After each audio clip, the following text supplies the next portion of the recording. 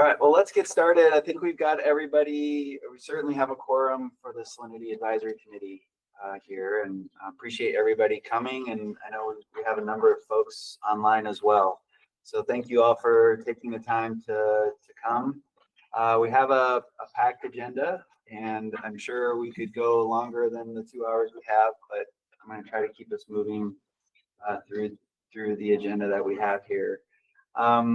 In terms of the agenda, there's a number of updates that we're going to walk through. I want to make sure we have some time to talk about these new topics at the end. I think the Salinity Advisory Committee Charter is the most important one. I'm hoping you all had a chance to review the draft document for approval and see if there's any final comments or see if we might be able to even approve that, finalize it. These next two items of the Berm Management over by the West Breach was something that came up at our last meeting. I thought we should at least touch on, and then next steps in developing our long-term salinity management plan. Hoping we have a few minutes we can touch on that as well. So any other, I know Phil had some data he wanted to share. We'll do that here as part of the updates. Anybody else have anything? Great. Well, let's go around the table just to make sure we got everybody's name on record, and then we'll continue. My name is Jeff DenBleyker with Jacobs. Christine Rumsey, U.S. Geological Survey. Bill Havasu, Compass Minerals. Bill Johnson, University of Utah. Mark Reynolds, U.S. Magnesium. Elliot Jaconek, Utah Geological Survey. Bill Brown, Brent Trump Cooperative. Bonnie Baxter, Great Salt Lake Institute, Westminster University. Seals have been great, so thank you, Brent Trump Cooperative.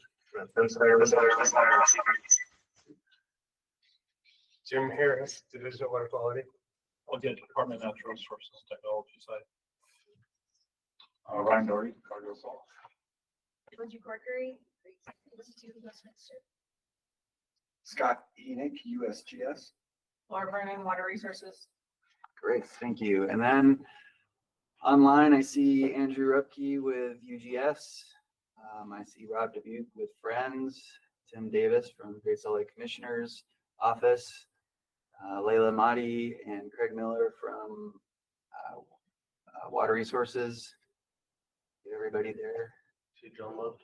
Oh, and John Luft with Wildlife Resources. So again, thanks everybody for attending today. The first item on the agenda, of course, is just wanted to ask you if you had a chance to review the summary of our August meeting, and if there were any comments or changes anybody wanted to make to that.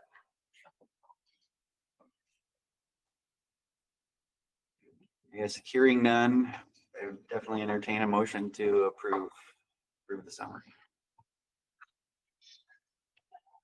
So moved. Second, Bill. Who's second? I'm Mark. All right. Thank you.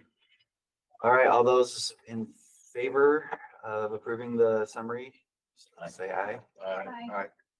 Any opposed? Any abstentions? All right, hearing none, the summary is approved unanimously. So great. You had a chance to connect here, Christine? Okay. Great. So we'll want to just start out with our update on lake conditions and salinity. Okay, can I take over? Yes.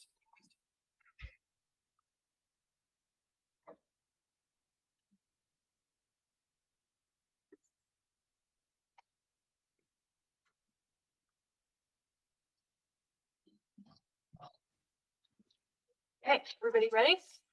Oh dear.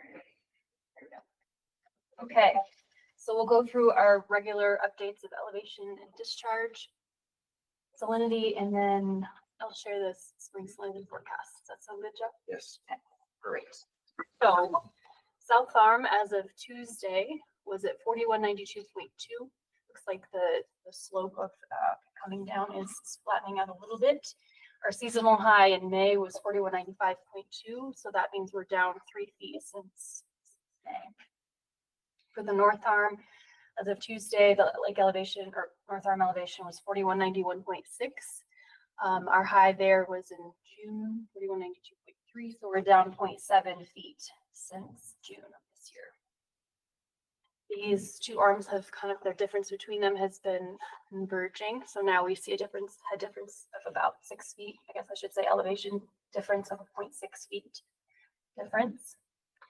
If we go through our inflows, starting with Bearvert, Corinne, these are Ryan put together water year 24 summaries. Christina, excuse my interruption. Did Yep. you say 0.6 feet difference? Yep. Okay. Thank you. Yep. So starting with Bearvert, Corinne, we ended up being at about median flow for that year. So this plot shows cumulative stream flow. Highest observed is in blue, lowest observed in orange, and then the 25th and 75th percentiles are shaded in green.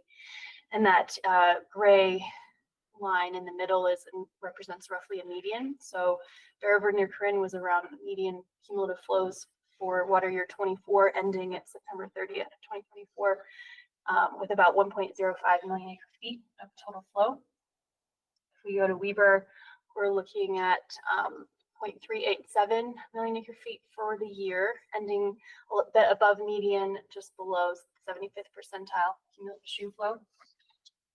For Goggin, 0.342 million acre feet, and this one was well above the 75th percentile for there. So that was anomalously high this year. And then Farmington Bay, also pretty high, nearing the maximum and the 75th percentile of flow at 0.33 million acre feet. And if we look at the sum of all those flows, we have about 2.11 million acre feet coming in from these four major surface water inflows. If we compare that to water year 23, we had about 2.32 million acre feet. So pretty good. I'll just go through some of our recent discharge measurements at the breach. So here I'm showing a plot of daily discharge from what looks like the beginning of water year 23 for our new breach for south to north flow. This is based on the rating curve that Andy developed.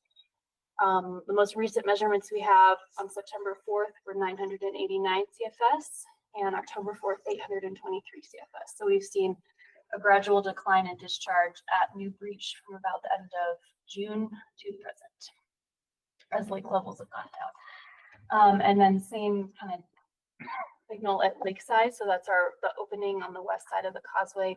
Looking at discharge, a little more noisy there. Most recent discharge measurements we have are from July, 115 CFS. In September, we were at 0. And Mike Freeman said we started to see 0 flows at the end of August. And they've pulled the velocity profiler there, that looker there, to just kind of keep it safe from sediment loading at that site. And they'll redeploy it come winter when flows start to come up. Okay, if we consider our salinity, here I'm showing salinity in gram per liter for our 4 Great Salt Lake Ecosystem Program sites. Our most recent values for soil salinities are ranging from around 122, 123 grams per liter. We did see more dilute salinities at our 2267 site that is near the Bearvert outflow, as we usually do. And if we consider changes from June salinities range from about 103 to 111. So we've come up about 10 at our relative, if we look at our data at our Gilbert Bay site at 3510, and we've come up about 13 grams per liter in our Carrington Bay site, to give you a sense of the magnitude of change. And relative to last month, we've come up about 2 to 3 grams per liter. So it does seem like it's sort of stabilizing off a bit. And then if we consider these, the whole period of record from 2010 to present, kind of see how the conditions we saw this summer, this kind of more dilute conditions are similar to things we've seen in 2017, 2018, 2019. And we're kind of in this 120 gram per liter optimal range at the moment. Other places where we have recent measurements, Lakeside, we have one from July, that was 119. The new breach, we have one from September, that was 120. And just a couple of days ago, we got a measurement from Saltaire Marina, 121 grams per liter. Kind of where we're sitting now. And then I'll kind of jump into some of the plots I've started showing relative, to help us think about salt mass. So this is showing salt mass in millions of tons on the y-axis from about the spring, summer of 2023 to present. The most recent mass that I estimate is 906 million tons in the South Arm. That's using our most recent measurements from October 2nd from Grateful Use Program. So that would mean that relative to June of 2023, we've gone down about 200 million tons. And Phil, I got your email about the kind of the trends you're seeing, and I apologize I wasn't able to reply in a timely manner. But I think so you were able to fill in kind of this hole right here from kind of winter to spring and summer of 2024. So your temporal resolution is greater than ours at the moment. I can go back and calculate those, but from what I have right now, I think kind of what you're seeing is a increase in slope of decline here. Yeah, And then it sort of stabilizes off. And that's correct. yeah, I mean, I think that I calculated salt flux. You had shown discharge in your plot. I kind of just combined it with our salinity measured at the breach and looked at flux. And so obviously it mirrors what you had shown with discharge. And it makes a lot of sense what you showed, that steep decline, based on the fact that we're transporting much more mass through the causeways during this kind of spring and summer of 24. But yeah, I'll go back and try to fill in this gap to see if I detect a change in slope like here. Sure. Yeah. And if we look at this isomass plot of volume versus salinity, like Scott's brainchild with isomass lines, we can kind of see where we are at the moment. So this is our October 2nd measurement, and we're kind of toward the lower mass that we've observed in the last 15 years or so. So around 900 million tons. Okay, and then if we move into the spring salinity estimation, the volume weighted concentration for October was 122 grams per liter. So that's our starting condition. Then I estimate with coming in and out to get what we're going to see in the spring. Here's a list of assumptions. And I ran a few different things. So using all 2003 to 2022 climate data from GSLAC, we've got average, warm, dry condition, and a wet, cool condition. This is under and for no change to the berm. So I'm basically just saying it's open. I'm estimating an amount of export through the causeways to get at a predicted salt mass and salinity. So for a warmer, drier condition, I estimate more mass in the South Arm due to less export at the causeway breach, resulting in a higher salinity. For a wet, cool condition, we have less mass in the South Arm due to more export occurring through the breach, which gets our salinity pretty low. Pretty large ranges, I agree, but this is what the GSLAC climate gives us. I also took a stab at just playing with what would happen if you did something to the berm. These are all average climate conditions. So the three scenarios are I raised the berm on October 2nd, which I realize is not feasible, but it is a mental exercise. And then if you raise it on February 1st or no change to the berm.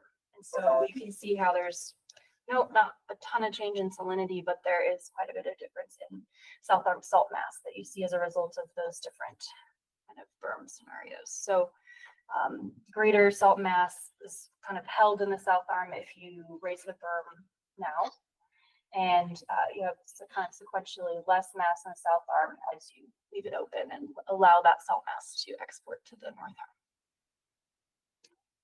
Arm. Okay, with that, I think that's it. Christine, you want to go back? Yes. Thanks.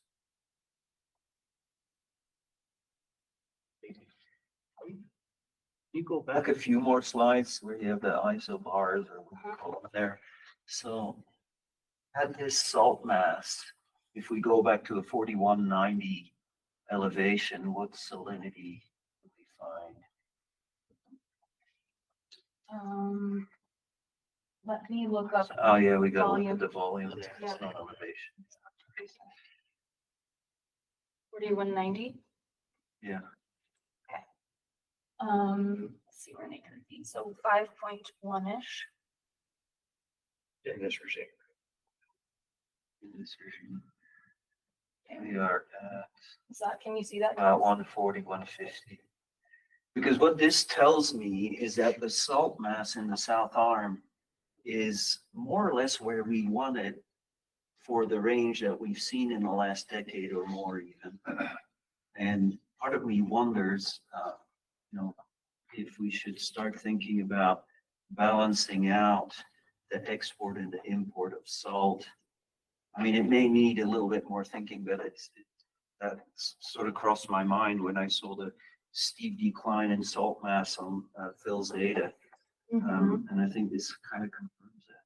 Okay. To start at least thinking about that as a salinity. That was the same epiphany that the thought that I had as well, as that it seems to me that like we need to really think about what's coming into the system, what we're allowing to go out of the system, and then really managing what we might want to bring back from the North Arm if we're not, and really just balancing what we have. And are we I think we getting, got pretty lucky where we're at. are we getting any back now with the erosion in the berm? It's a good question. So, Phil and team can talk about the observations they're seeing. Yeah. But so I did talk to Andy and I looked at our water quality data at the new breach. So as of September 4th, that was the last time our team was at the new breach. They did observe really high salinities at their bottommost measurement point that looks like North Arm. And Andy, as of I think late September, definitely early October, is starting to see in the bottom 4 feet or so very low negative velocity. So it's either it's stagnant water or it's really slow now north to south. So there are some things shifting there. I think as the elevation difference decreases. Is everybody looking at the pool in Carrington Bay just to see if that's starting to get? Yeah, we were picking it up. Yeah, I'll show a okay. graph with mine, but this summer it started creeping in. It's quite shallow still, Okay. but it's characteristic DBL, Okay. hydrogen sulfide, Mm. deoxygenated. I love that water. Okay. Christine, this is also in alignment with what we've seen in the North Arm. There's a lot more halite precipitation, it's that supersaturation around early October. So it falls in line with your salt mass. Can I ask a question about Ben, or you had showed how this inflection with the salinity is characteristic of some of the previous years, 2017, 18, and so on. Oh, sure. But the way things took off in 2020, if you bring that up, well, it's easy for you to find it or not. Share it. There was salinity in the two multiple layers. Yeah, that one right with all the colors next to each other. That one. So, it looks like some previous years, but of course in 2020, things just went nuts in terms of lake salinity. And do we have a sense of how much? We're not seeing this in the meeting. Jeff, it was shrunk down. It's not presenting the slide. Oh, do you need to? Do you want me to read? Yeah, I think you need to share. Stop sharing. There you go. That works. Okay. So in 2020, the salinity just went up high, and we've just had a really, really dry summer. So I'm surprised we haven't upticked more. Right. But the reservoirs are playing a role, and groundwater is playing a role. And do we have a sense of the role of the reservoirs at this point? Is 2020 where we're out of phase, where they have to capture all the water in reservoirs, and that's why? And this year we weren't. We're in phase because they were releasing from the reservoirs. And I think understanding that's going to be really important in forecasting how we manage the salt across the farm. I think those are great points. I think soil moisture is another big factor. I have a feeling reservoirs may outweigh it, but I'm not sure because they're going to be responding to the soil moisture action. Yeah, and Bill, for the just out of the Weber and through July 1st, just out of the Weber, and that's about when Utah Lake closed. The gates closed as well. It was about 740,000 acre feet came out of storage. Mm-hmm. But largely after that, those were closed. And then there's more releases coming now from the Bear system because they're no longer storing in Bear. So that's the information we have to date, at the release that I have to date. You know what else is another interesting thing is, you know, if you were out in Farmington Bay in like 2021, then none of that water was actually going through the causeway and getting there. And so this year it's been attacked. Like, in fact, we just went out through, you know, the Antelope Island Marina and back into that. So I wonder if the fact that it wasn't actually getting to the lake, if some of those solids are, you know, that were remnant in there could be flushing in. I mean, I don't know. It's just, I think there's so many different things that to consider on this that are different now. I just think we're going to need to know that whether we're in phase or, I think maybe this is the wrong terminology, but in phase or out phase with reservoir filling. Yeah. It's going to be a big piece of this. Yeah. Even like reservoirs right on Farmington Bay, right? How big downwards. And I know we're working on a scope of work for a permanent berm control system. But what's the state's current position as far as the berm and changing the berm? And at what point would you make a modification? I think that's, again, if this body were to think or make a recommendation, that's when we would be serious about, you know, looking at that recommendation and determining if it meets all of our other criteria for being able to make a change. But I think right now, you know, there's statutory reasons when we can or can't change that, and we're managing for salinity only at this point. So I think with salinity being on the low end, there have to be really compelling reason to say, like, you know, let's raise it and capture this. And I think the salt mass, you know, plays into that, but concentrations right now, I don't think are very supportive of doing anything to the berm. But I think this is where I think we need to dive into that science and figure out what we're going to do next. But from my opinion, I think we got really lucky with the notch where things ended up and where the salt mass is, where the concentrations are. We're really well poised for entering into a potential, you know, prolonged drought again at this point. So unless someone has a really good suggestion of like why we should raise it, I think in my mind, we're probably in a good position to leave it where it's at until we come up with that. Thank you. The way I see it is a lot of the modeling, particularly that Christine's presenting, and is really about making those decisions with serious information. So I think I think it's maybe it's a formative committee as opposed to, we thought this was going to be a summative committee when we signed up, but maybe it's constantly changing and reformulating as we learn more. But I think we are fortunate that we had the chance to try out the berm idea in the first place, and basically do a real-time experiment. And the opportunity to monitor it. Yes, Really figure out how it's affected the system. I did not know, I had no idea that we would be able to, particularly you, would be able to come up with this amount of data from this experiment when we started it, right? Yeah. Yeah, so I think it's very cool. Many folks involved with all this. Oh, sorry, Bill. Well, just in terms of the reservoirs, I'm wondering if Layla can provide like percent capacity or unused storage in reservoirs as a function of time for you to superimpose on those plots, because I have a feeling it's going to go a long way towards explaining when things go bad. Okay. Cool. Yeah, I'll answer. This is probably a pretty elementary education for folks like Bill, but when you're looking at the groundwater inputs into the system, you know, that we know there's fluctuations and lags and good water years until we start to see those impacts. Do you know kind of salinity, or if there's, you know, groundwater that have really high concentrations of salinity that are contributing, you know, the South Arm? And if we get a couple good water years, could that reestablish a deep ground layer where we say, you know, it's pushing that hypersaline water back out into the South Arm? And is there any evidence for that? So we're doing work now. We're putting piezometers in all around Farmington Bay and over at Burmester to get a sense of what that looks like. After 30 feet down, it becomes fresh water for hundreds, if not thousands of feet, which astounds us. We didn't expect this. So some really smart or risk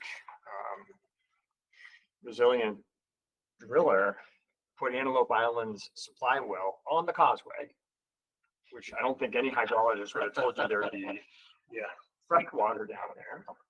But that's where their supply well is. And nobody's challenged people when I talk at meetings, like, why would this person have thought that would work? And nobody's been able to answer that. They were right. There is hundreds, if not thousands of feet of fresh water underneath the causeway. And we don't know the fluxes yet. We're working on it. I listen to the water butcher bill. If they tell you Wait. that's where. I didn't know those dowsers work that deep, but I don't know much about them. So it's really interesting. There's this, I think, a donut of fresh water underneath the lake, and that's going to have a lot of implications for managing the playa because it's all under pressure. You can put a well in and tap it and wet the surface. So that's going to be a really interesting option for us, or whatever committee deals with it. And spatially, there's like saline lenses around the flies, you know, and Yeah. it varies a little bit. Some places are more concentrated, some are less. The old solar resources lease, just south of the causeway and adjacent to Clyman Bay. That shallow groundwater is the same as South Arm. Yes. Yeah. And it's artesian. So there's a good amount of flux that's coming through that neck that connects, you know, the Great Salt Lake sort of sub-basin with the western extent of the Bonneville Basin. And that's probably a 12-mile neck. And across the entire thing, it's artesian. So over there in the west, it's going to be saltier and contributing, but on the east, it tends to be fresh. And so the balance of the two, hard to say yet. We don't know the fluxes yet. We saw that a lot in 22 when the lake level was down.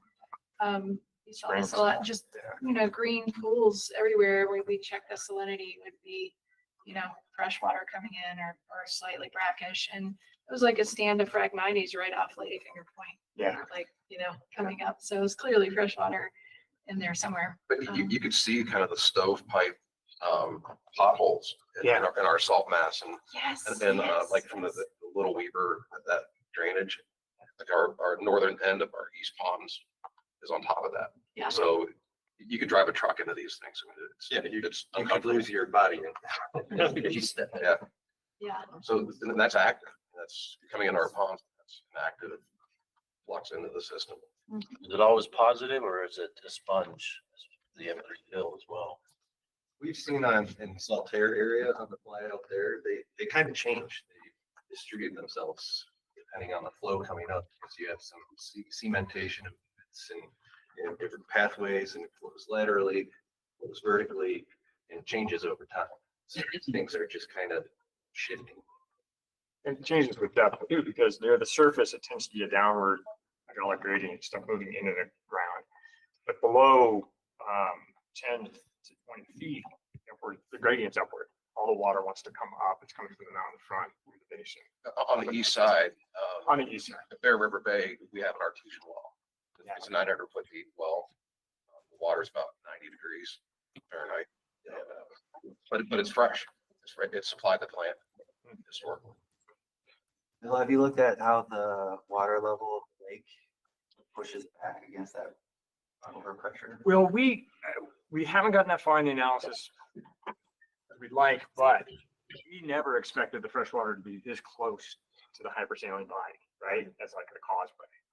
So that suggests a flux from below and laterally. It's pretty darn high. So we're working towards broadening from the piezometers using airborne geophysics. And so we're trying to do a pilot study to do a flyover to understand whether it had the resolution to see this, and we could map it quite readily. The other thing we're doing is there's these circular features on the playa. And so we rode our bikes out and installed piezometers across one. And they're interesting because they are fresh in the center. They're dominated by Phragmites. It's fresh water in the center, creating the hypersaline on the edge. So these look to be little pipes of water groundwater coming into the system, and they're all over the place on the playa. So so that'll be really interesting. And I'd like to take a track mounted geoprobe and run it across the playa to one of those features and have a Huey ready to rescue it if possible. Maybe we just ask for that when we need it. And I'm going to be proposing that to you soon. That sounds awesome. Yeah, I found a drilling company, they have some real cuts and they're very willing to try. So. Greg, you had your hand up? Yeah, so somebody asked, what's the reservoir storage upstream of the Great Salt Lake look like? And our team just produced something for somebody, and if it's okay, I'll show it right now. And it is, here we go. So that's it. This was the great big climb that we had right after the low point, and this is what it was this last year. We're down a bit. So anyhow, that's my WAD. That's volume stored, right, Craig? Volume stored, right. Total of all the reservoirs upstream. So it fits with in 2021, all that was being made up. That deficit was being made up. Anyhow, there you go. All right. Thanks, Greg. Thanks, Craig. So, Phil, you had some slides that you wanted to share as well. Sure. I think that applies to this.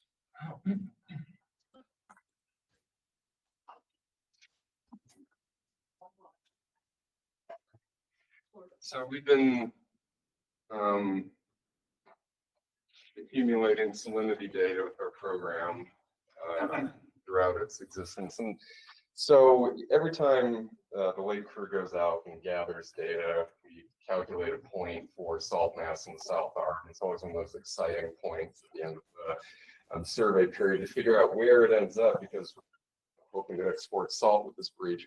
And so this is our plot of this, our calculated Gilbert-based salt mass using our own salinity data and USGS bathymetry, beginning in early 2022 when we switched over to the equation of state and the densiometer data. And so we've been tracking a fairly gradual decline in salt mass from early 2022 until early 2024. That translates to about 79 megatons salt loss over that 2-year period. But then in the spring of this year, we noticed the data point starting to dive down a bit. And so each time we went out, we plot another data point, lower, lower, lower, lower. And it became apparent fairly quickly that there's quite a break point in the slope over time, to where it became a much steeper, much more rapid calculated salt export out of Gilbert Bay during this time period. And, somewhat concerning, I suppose, because we weren't quite sure of the cause, and it's a very big change. And then starting about September, that export flattened again. We're at the 4th sampling interval in a row where we're at a much more gentle slope. And so quite curious about this.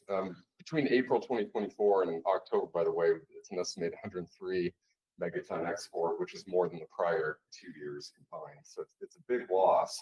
And we're curious about what might be correlated with that.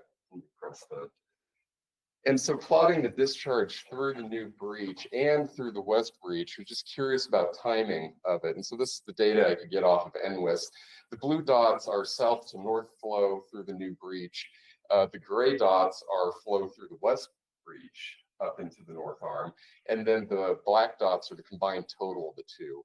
And, we don't have the data going back as far as I'd like in this resolution, but it shows a very large uptick in that flow going through the North Arm, despite it not being as heavy of a water year, possibly due to reservoirs being nearly full, more river flow making it to the lake this year. But the timing of this decline in salt mass correlates surprisingly well with the rapid flow increases through both breaches. And, this strikes me as fairly important, this west breach flow, because at a certain point, you're no longer modeling just what's going through the new breach. You've also got to account for what's going through that old breach. And that only flows from 4193. Is that the current elevation? Okay.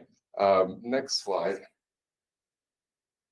And so we just took that same discharge graph and plotted the South Arm surface elevation in these dots and drew a line from 4193 across. And last year, in 2023, a small period of time was over that elevation, but a lot of the runoff period this year was over that point. And so that correlates with the increased flow through the breach. And so when we're considering how salt is going to be exported through that breach, there's certain factors I think we might need to be looking at. And just straight lake elevation has a correlation for how much flow is going to make it through. And it may make a very big difference in the export. It's a very non-linear response across that time period. So it kind of struck us as interesting. And then, you know, somewhat surprisingly, as that flow declined, this is about when the salt mass decline also flattened out. So it's a pretty strong correlation. Next slide. We look at the salinity elevation relationship. So the epilognetic salinities versus the elevation of the lake. And so this is the data from 2011, 2016. We've shown this before.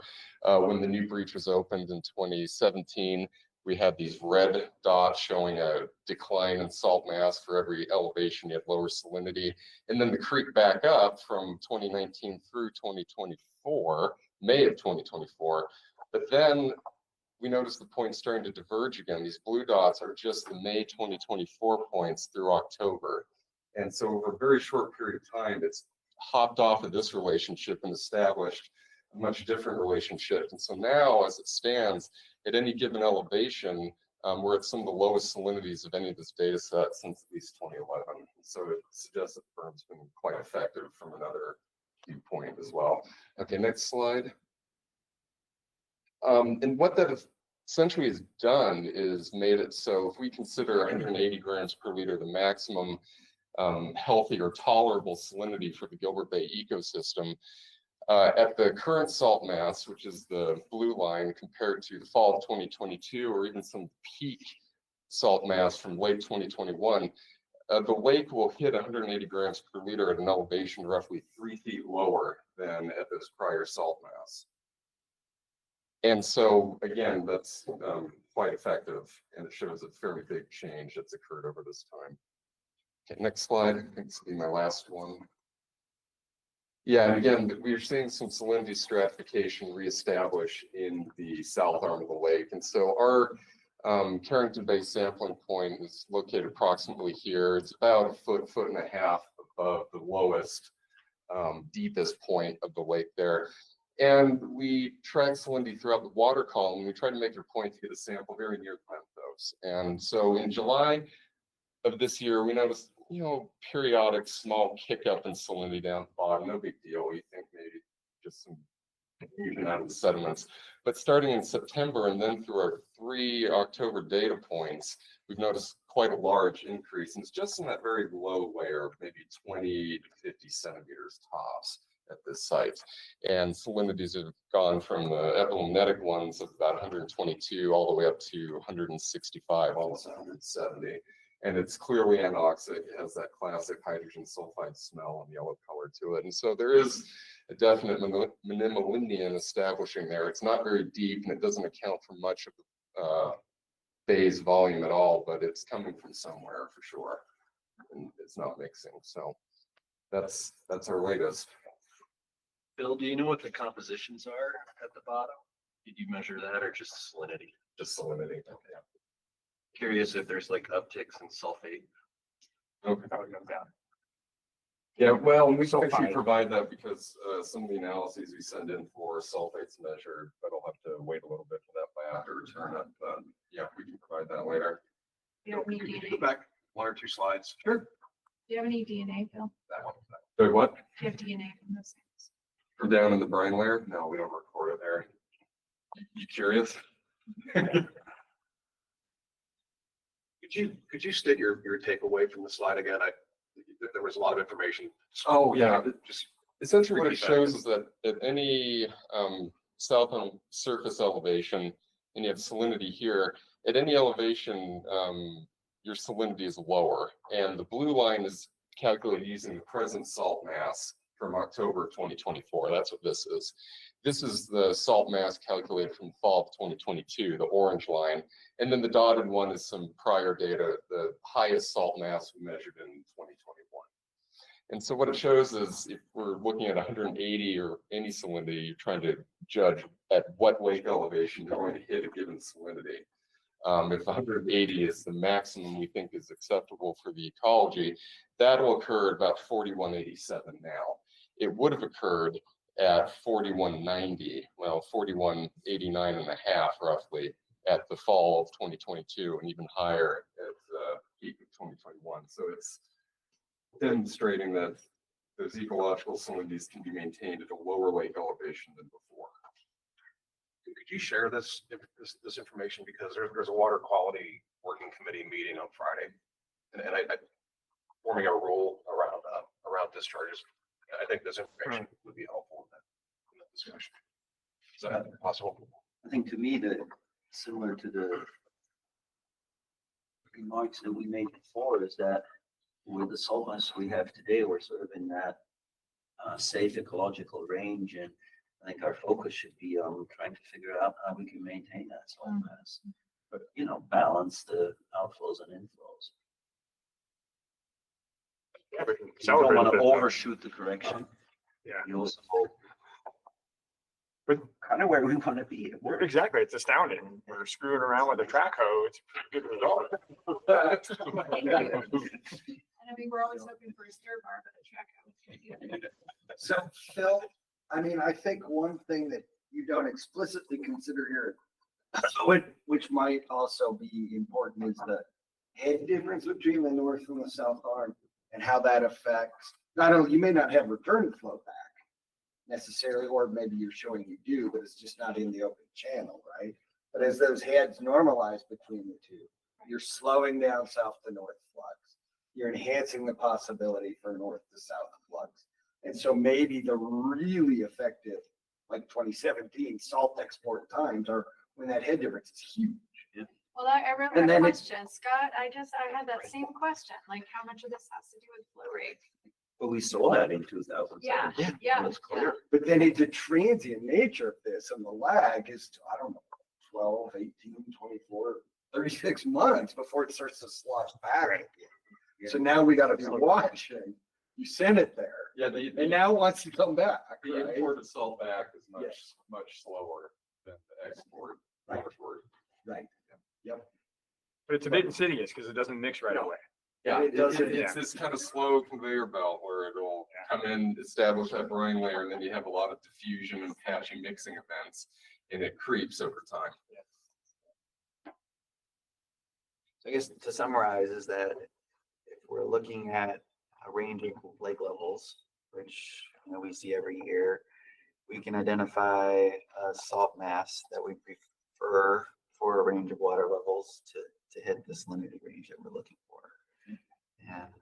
And then if the lake starts to inch upward, then we might want more salt mass in the south arm. So we would have to look at how to import it from the north arm. If the lake goes even lower, then we might have to export more salt. It could go pretty low. It will go below the 4190, at which point, we would shut off the north arm based on, the new law that was put in place. I can't remember what HB it was. What, 53?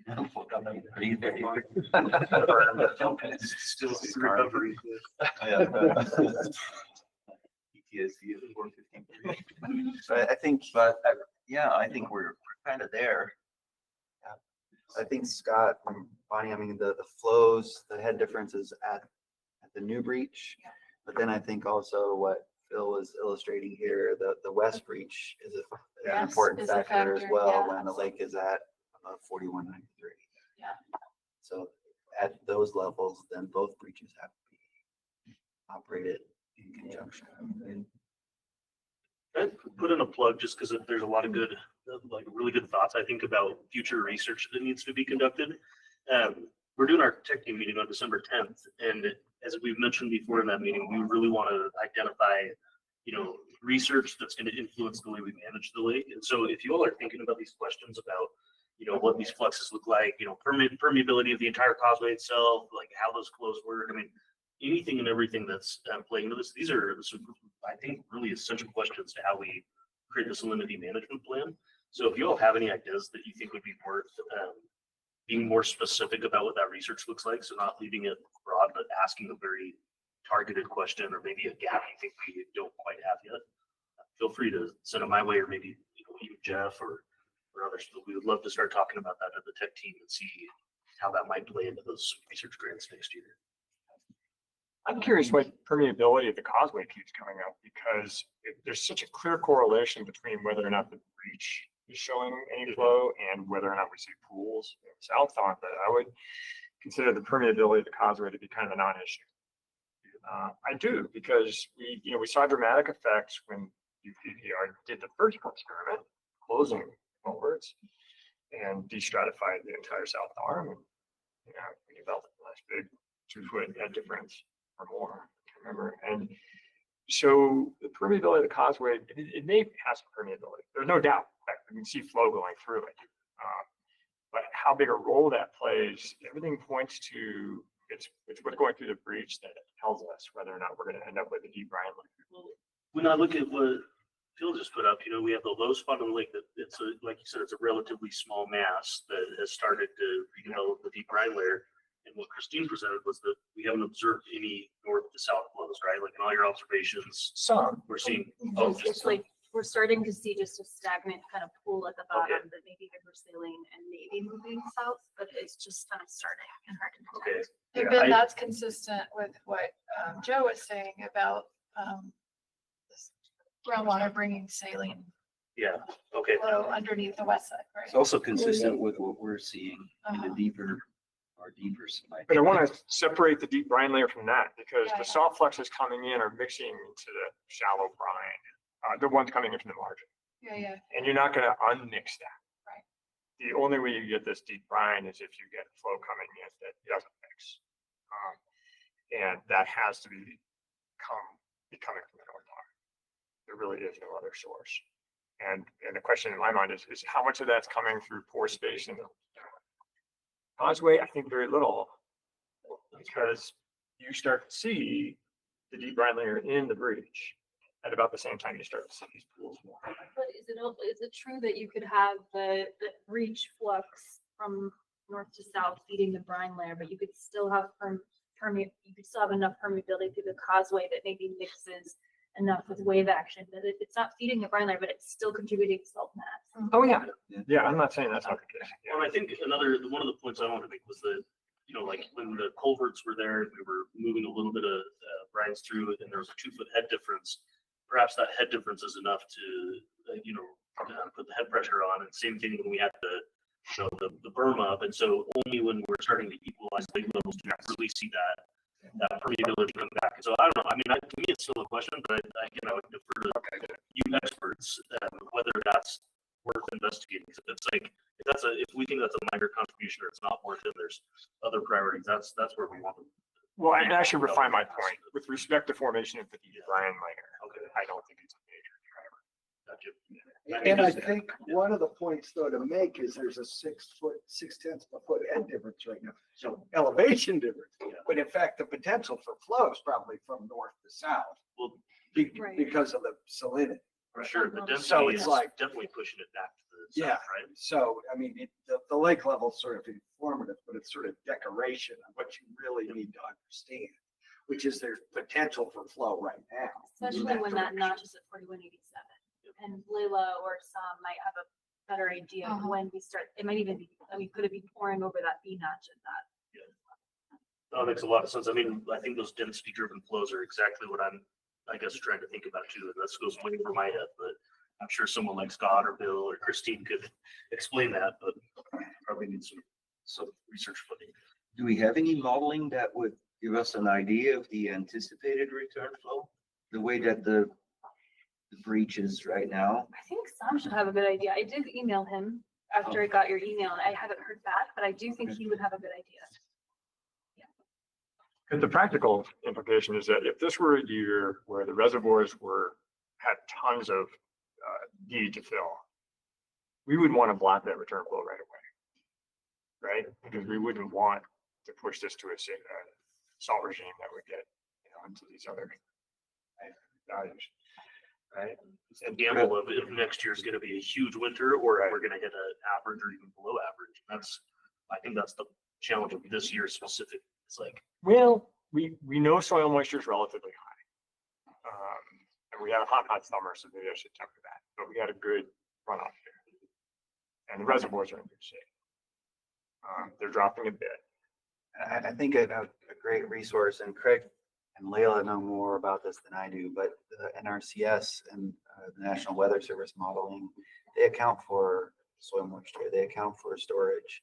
And when they're looking, their focus is on flood prediction. But they're coming up with the volumes that I think can help us, they start doing their predictions in January, February timeframe and update those through April. But those kinds of inflow measurements can then help inform, or those inflow forecasts help inform what we think might happen in the South Arm salinity. So, but I think what we're seeing is that what I've heard a number of times here is just that the water level, has an effect on groundwater level or inflows. It has an effect on the interaction between the North and South Arms. And so I think that's a thread that I don't know that I remember anybody really pursuing. Can we manage without that information? I mean, we did. But I think more detail on that, those relationships, or help us refine. And I think more importantly, helps provide more confidence in the decisions that we make. So we're moving out of the experiment mode into managing. I still feel that the modeling of the breach, the way it is today, and how we would have to adjust it to sort of balance these inflows and outflows is going to be important. I'm going to have to be iterative because, we have increase in lake elevation in the south and increase. Probably going to be a little complicated, but maybe we could just start looking at that. Because we could easily overshoot this. Right, to get a few more average years, and we don't get any return flow, then I think we're going to end up with South Island that's probably too fresh.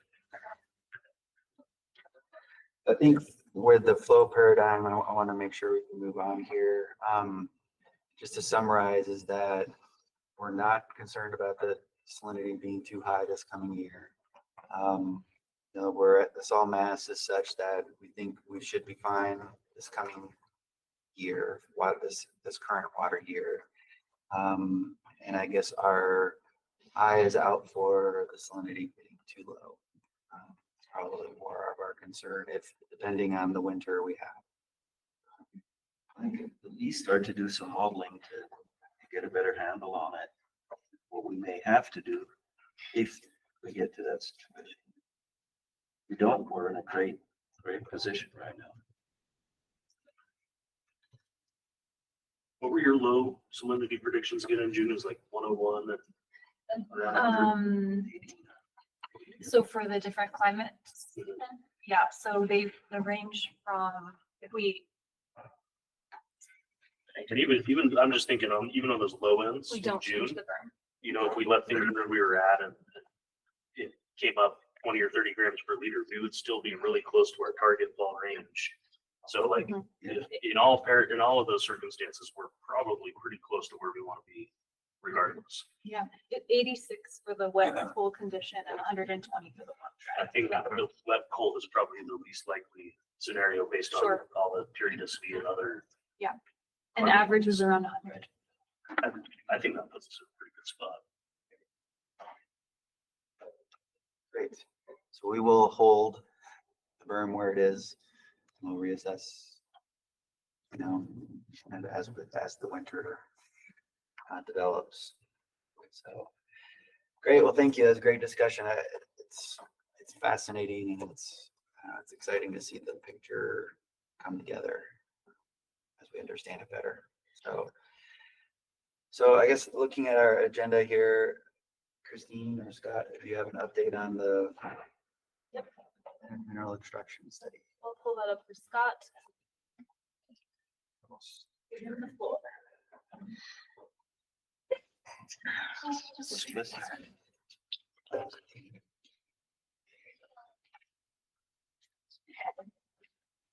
Okay, well, I won't take more than 2 minutes of your time, right?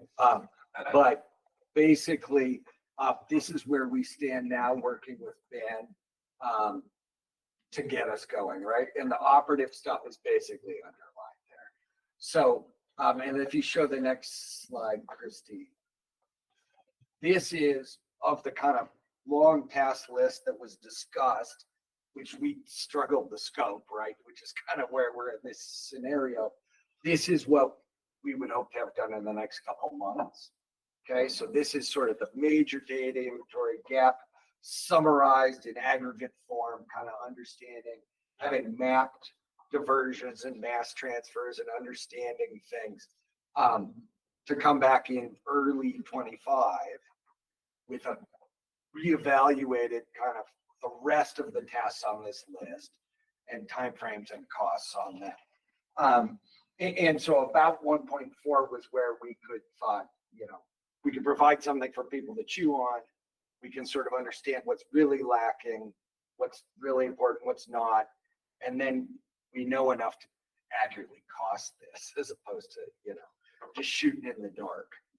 So that's, I think, Ben and I are communicating on this and hopefully, my team will be able to, start quick because we've had plenty of preliminary conversations. And we know where most of the publicly available data is. So now it's just sort of verifying our conceptualization of the system, where things are, where they're going, and pulling that all together in the next couple months. And then the hope would be we have a discussion like this about, okay, that's where we stand. How do we evaluate all these other tasks and cost them? During the advisory council, the brine shrimp co-op provided or approved some money for this effort, about 25,000, I believe. So how can that help us get going quicker, faster, help you out? I think we're there. There's not a funding lack or lack of resources. So we're solid. It's just bodies and time, right? Numbers. January 2025, we're talking 3 months. So I don't think it'll be right. So we can go, and then that's, as we see what looking forward to January 2025, that, we have to make a sausage out of different pots of money. That stuff could become important. It's hard to say now. Yeah. Good. And I think that, to me, that's probably the final detail where I need to talk with Tim is just to figure out how we want to split up the cost. But even if the co-op can't do anything, I think we'll be able to fund it fully. So when does theirs expire? The use of it? July. Okay. Or that's when ours does. I assume are you talking about the co-op or the advisory council? Oh, there was a special fund that was brine shrimp. Oh, from the brine shrimp rovies. Yeah. So that's the same as that funding actually comes through us, and it's distributed through our division. But that portion of the advisory council need to decide how they want to spend it. And I believe they approved that 25, so we'll just be picking up the remainder. So I just need to make sure Tim's okay with the scope and everything. But I think we should. Good. Great, thank you.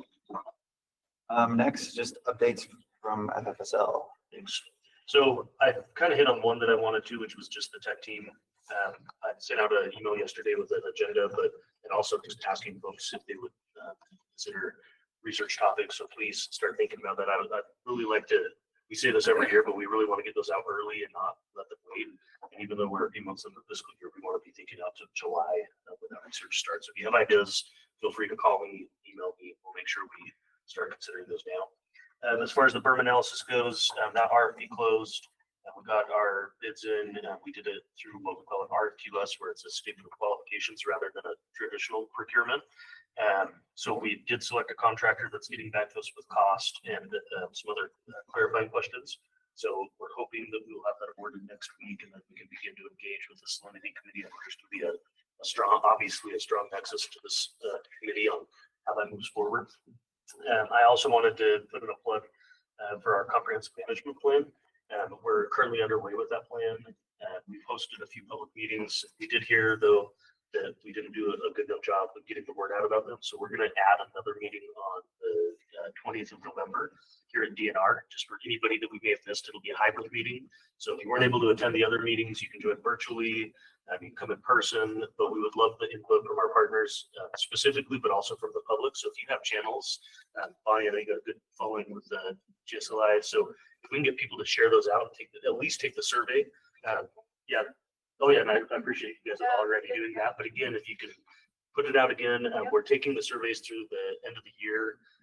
But then, in addition to that, we would love the public to come and, kind of join in at the meeting. In person is great because we're going to be doing some things that will be making it really hard if you're joining online to do some of the workshopping and the questions we're looking to get answered. But in general, from the planning perspective, I think you've all seen our management plans. It has the elevation matrix in it. It kind of acts like a city zoning document versus what's allowable and what's not allowable. In this iteration of the plan, we're really hoping to have it be taken a bit further. So we want to take the information you have from like the Salinity matrix and the management plan and be able to apply those and say, when we start to hit these thresholds, what should we be looking at? What conversations should we be having? I don't want to be too prescriptive in the plan, saying like, here's what the division will do, because we only don't do these every 10 years, but being able to say, here's our goals and objectives. So should we have a strategic plan that addresses that we can update and be more adaptive more often? And that's, again, like the Salinity management plan. I would like to be able to reference that in our management plan to say, once we hit this threshold, these are the considerations. Here's the document we reference to be able to move forward. So anyway, there's a ton of correlation with what we do here on the Salinity committee and how we manage salinity in the lake. I think that's like at least a good solid fraction of the overall management of the lake. And so anybody who's representing an organization here, we haven't had a one-on-one or a conversation about your vision for the plan. We'd love to make it useful for everybody. So feel free to let me know if you'd like to sit down and start going over that. We have scheduled some meetings with others, but again, as much as you can help spread the word and get some feedback on our initial scoping, we would really appreciate that. We are just at the starting point, so there's going to be a lot of opportunity to engage over the next year or so while we develop the draft. I think that was it. Yeah, I'll be very brief. We have, since we last presented on our rules development, we have got some draft language. I meant to send this out to the sub work group that is going to meet tomorrow yesterday, but we wanted to go through another internal round of review, and I just got comments back for this meeting. And so I'll send it out this afternoon. The draft language is quite short. It's only about a 1-page rule language to review. So I apologize for getting it too late, but the goal is to meet with the group tomorrow, integrate any comments, and ideally move forward with a informal round of public comment sometime by the end of the month or early November, with the idea of getting to a more formal public comment period in the beginning of January. So we got some time to still craft the language this fall. Meeting to them. Great. Super. Well, thank you.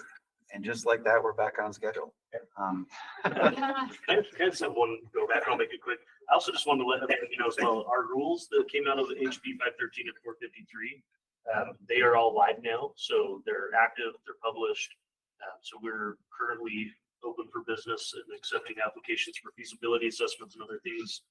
So yeah, that's another area where we're really going to be looking for expertise with our partners on ensuring that we're evaluating applications appropriately and whatnot. So more to come on that, but if you want to see what those rules look like, if you haven't seen them already, they should be published and live. Thanks again to everybody who weighed in originally on those rules. Great. Well, there's a lot going on. And I think generally, I think one of the things we've been talking about too is what's the best means to communicate with people, because what we're finding is that there's numerous email lists, and how can we more effectively bridge those to make sure that we're getting the word out to everybody.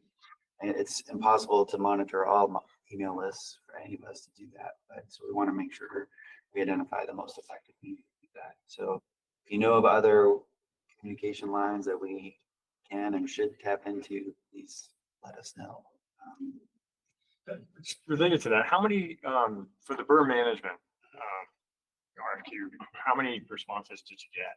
You know what? I don't know if I'm actually, I think Okay. I signed on a dotted line. I cut my hand and tell them I won't say anything about them, but we've got more than one, I'll tell you that. Okay. And all management, but all private industry or academic too, or what'd you get? A mix? I'll just stick my neck out there and say it was all private. Yeah. Okay. They had some nexus to ties into academia, but it was private.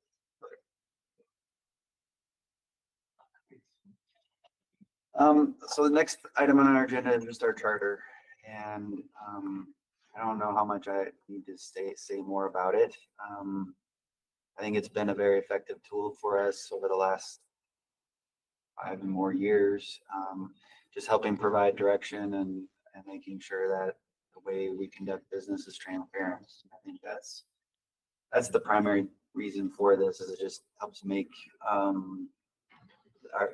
the way we work together open and transparent. So we went through and we've updated this early this year, and then again, I think over the last 6 months, we've been talking about different changes. Did anybody have any changes that they want to make to what I sent out, or feel like they didn't have a chance to review it and need to? No, but thank you for doing the work. Ready for changes already. Great. I guess if there's no comments, I would entertain a motion to approve the charter. I make the motion. Thank you, madam. All right, and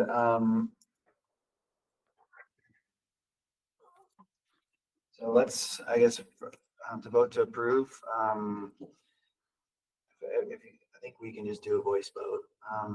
If you would like to vote for approval, say aye. Aye. If you are opposed, say nay. Any abstentions? It's USGS, right? Oh, sorry, yes, yeah. Just make sure I capture that for the record. And so the motion passes unanimously, and we'll finalize this and we'll get this posted on Forestry's website. So thank you for all the input on this. And can I also just say, like, a huge thank you to everybody who's willing to do this. We understand this is a volunteer program. And, Wait, I thought it was paid. just tell people about that. But we really do appreciate you all putting in all this work. It's this would be entirely impossible for our division to do this without you guys. I'm sure water quality feels the same way. So thank you. And it's been really cool to look at the evolution of that charter and some of the things that we've been able to check off in the time that we've been doing this, and then some of the new goals that are set. So thank you again. Really appreciate it. Yes, thank you. Well, good. So the last couple items I had here on the agenda were more just trying to think forward. And the first one, the Berm Management, what about the West Breach? Really, I think that question triggered in my mind especially when I saw Phil's charts. Just thinking, our focus has been on the new breach, and necessarily so. But now that the West Breach has become more operational as the lake levels have come back up, maybe we've already I know we've touched on this, but I guess any additional thoughts on that, if and how we should try to address that. Any more monitoring we need to do? I have just a thought that occurred to me as you were going to this. It seems to me like the chart that you showed where it had the salt masses and lake elevations and kind of correlating those things. there could be this calibration that we do where, when we're, too fresh on the south arm, we're obviously have the berm at this level, but if we were to use the west breach as the calibration to say at this lake elevation, this is when we start to become too fresh on the south arm, and it allows that to, to return. And it might be that we just like are really, really damn lucky and it's already happening.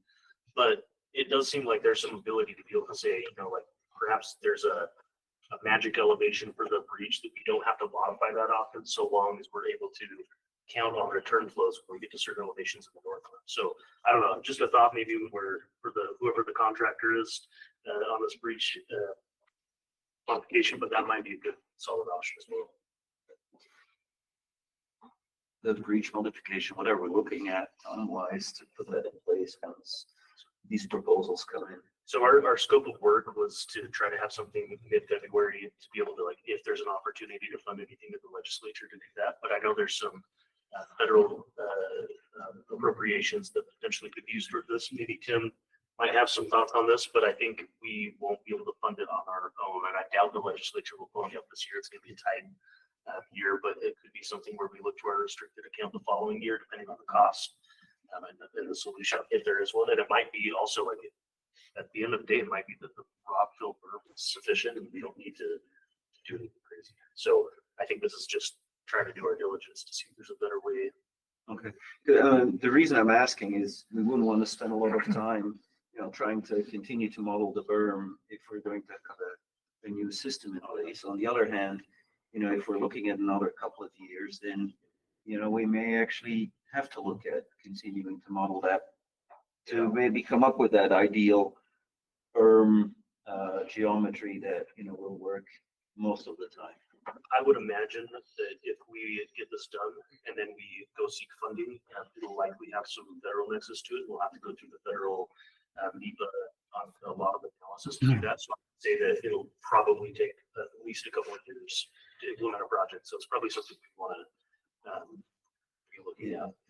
Yeah, I would echo that. I think we're at least a couple of years with design, because you're talking about 30% design by the legislative session, then getting funding for complete design, then getting funding to construct, and then going through construction. I would think it's at least a couple of years. So I think the work that's already going on will be necessary until we get that done. But I think it's very possible though that if we get the 30% design by February, and we can bring that to the legislature, they may be inclined to fund the full design. It seems like a reasonable solution. But then we would have to go out and find the funding to actually construct whatever that feature looks like. So I think that's a good point. We need to make sure we're understanding what we can do now while we work on the next steps.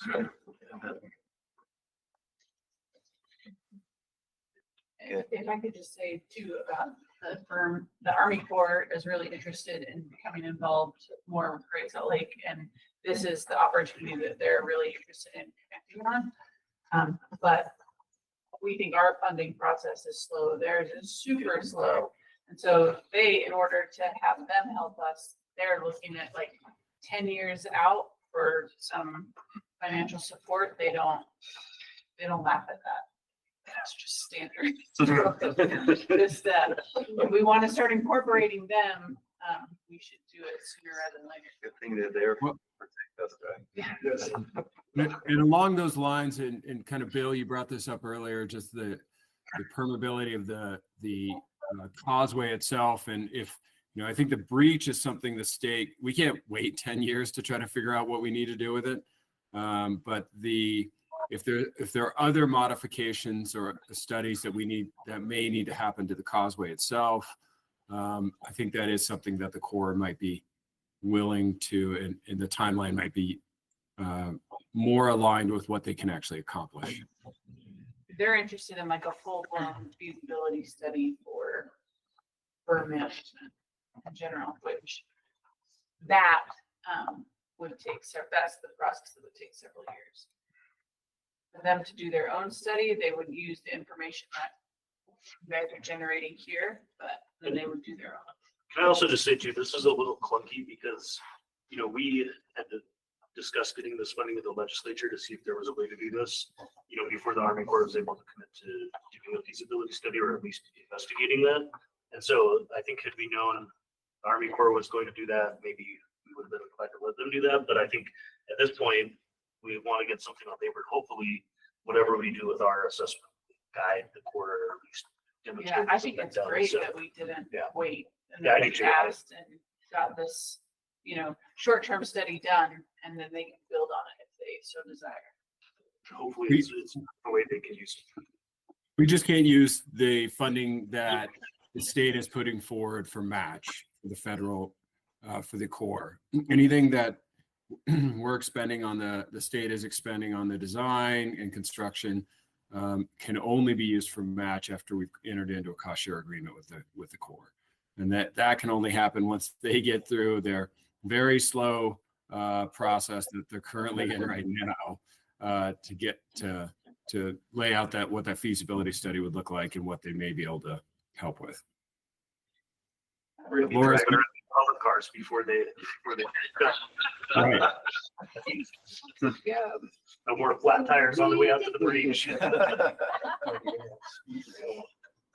I think if this group is interested, the Army Corps' processes are so cumbersome and awkward, and I don't feel I'm comfortable summarizing, but maybe we could have Felix come in or just phone in and talk about the feasibility study process at some point if you guys are interested.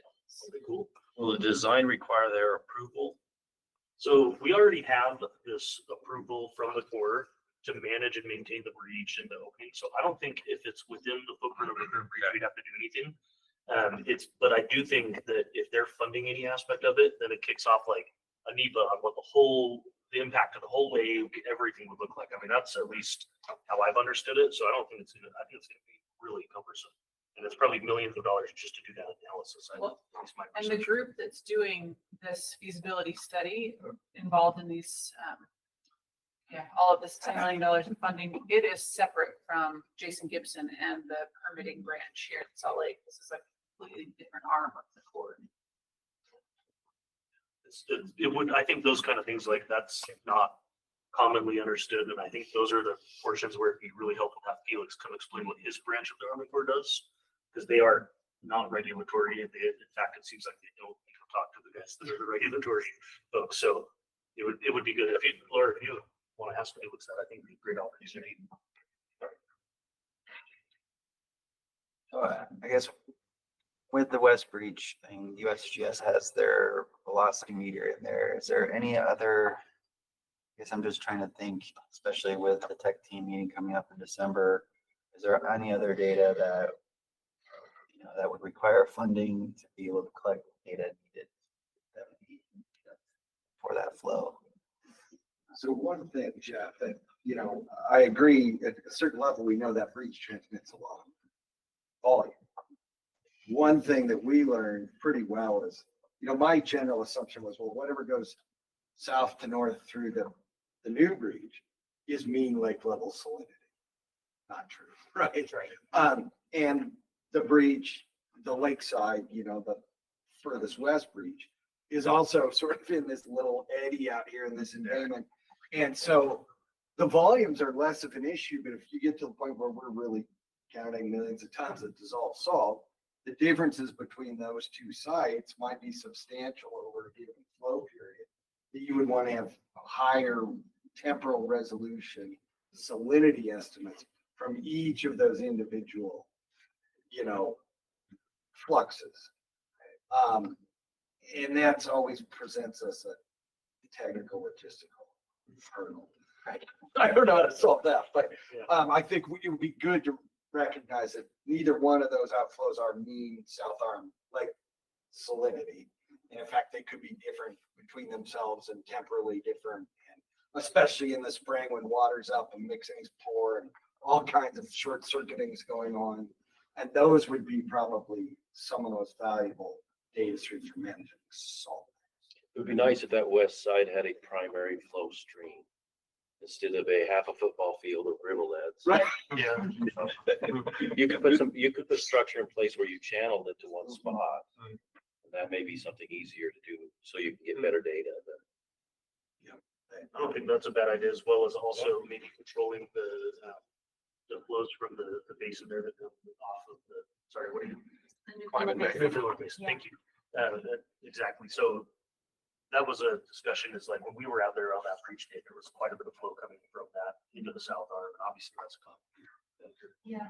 And that, I was going to mention that as you asked your question, Jeff, is that if you remember, Mike Freeman came in and kind of give us that overview of Lakeside, and the challenges they have in monitoring it are that during the spring, you get a lot of flow out of Newfoundland Basin. It also brings a lot of sediment, that our instruments get buried, the cross section changes, so it makes the stage discharge relationship a little more problematic. And so he was basically advocating for diverting that flow into the North Arm. like a dike or something. Like a dike or something, or, I mean, there are multiple options, but I think that is something to keep in mind, monitoring it, though it's that salt load coming in and the temporal pattern of that, as well as just our ability to get improved measurements at, we call it Lakeside, due to that sediment deposition. So It does flow in the north. but it kind of, Then it comes back through. it's certain lake elevation. So, and I just looked at this, but if the south arm is below 4193, then we actually do see sustained negative flow. So flow from north to south at Lakeside, via that canal, essentially, is what our techs in the field have observed. We were there doing the Yes. Causeway tour, and I can't, Julie, you might have been changing a flat tire. We don't have hover cars yet, so.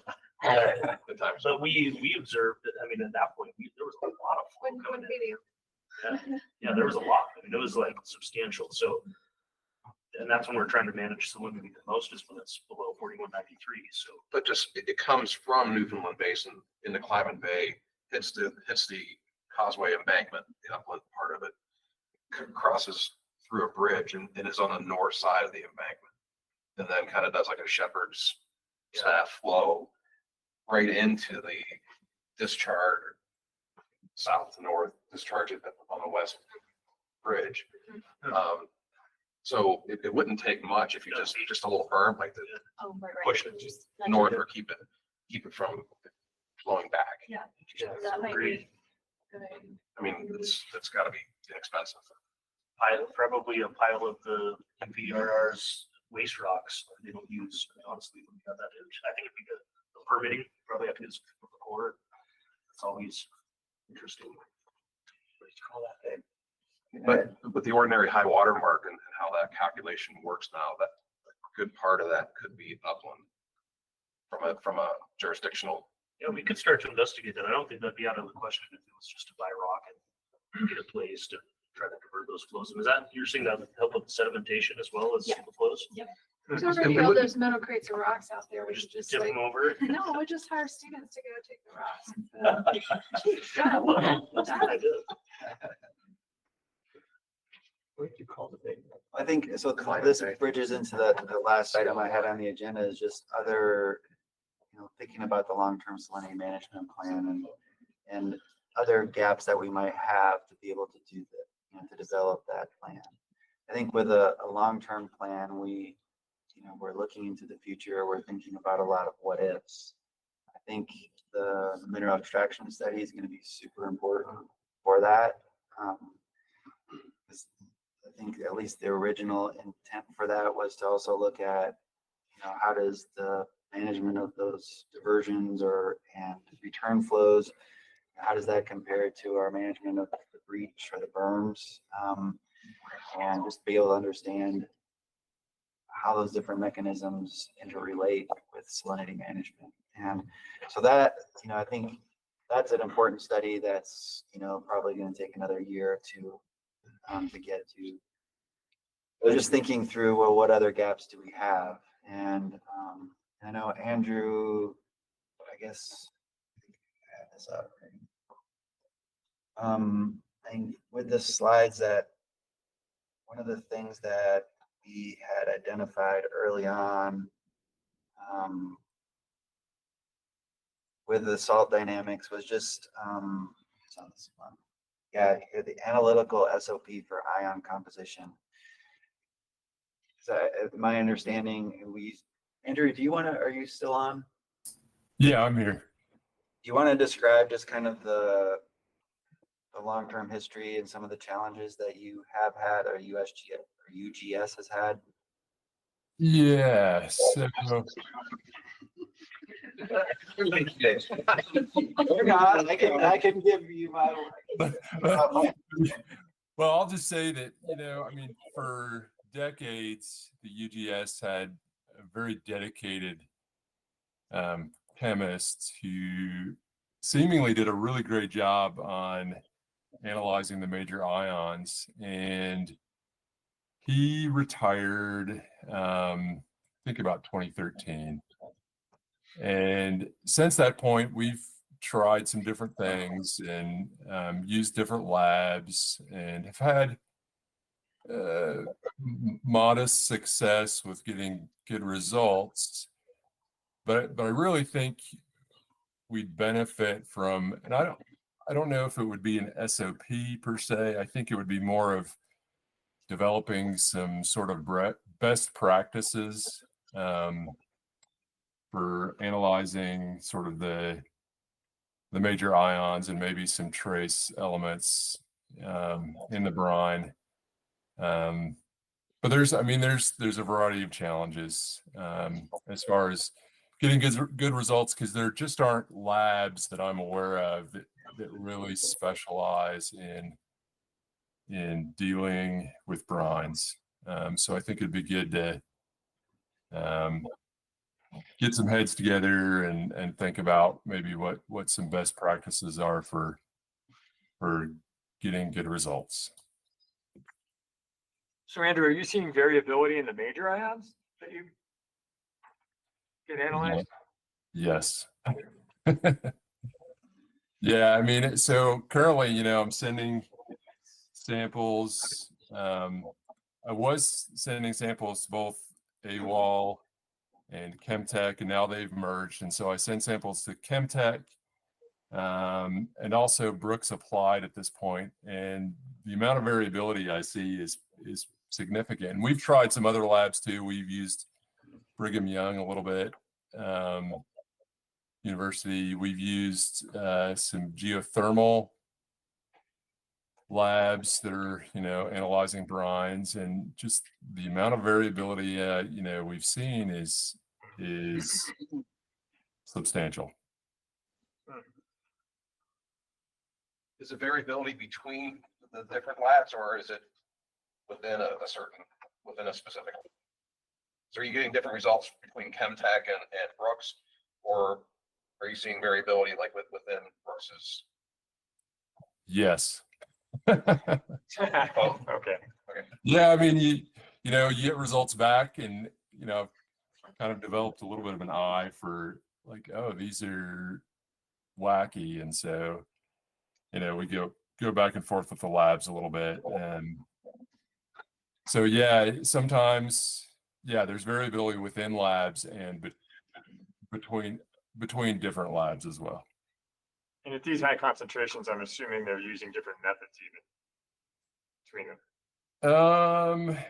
Yeah, so Brooks does some different things.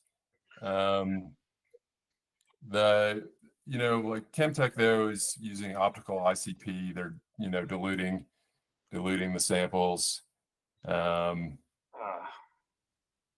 nobody does it by mass or weight.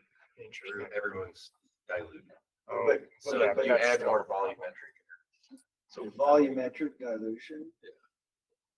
And you still have optical interference. That's a big problem. It is a big problem. You need to do it by weight. 15% error right there.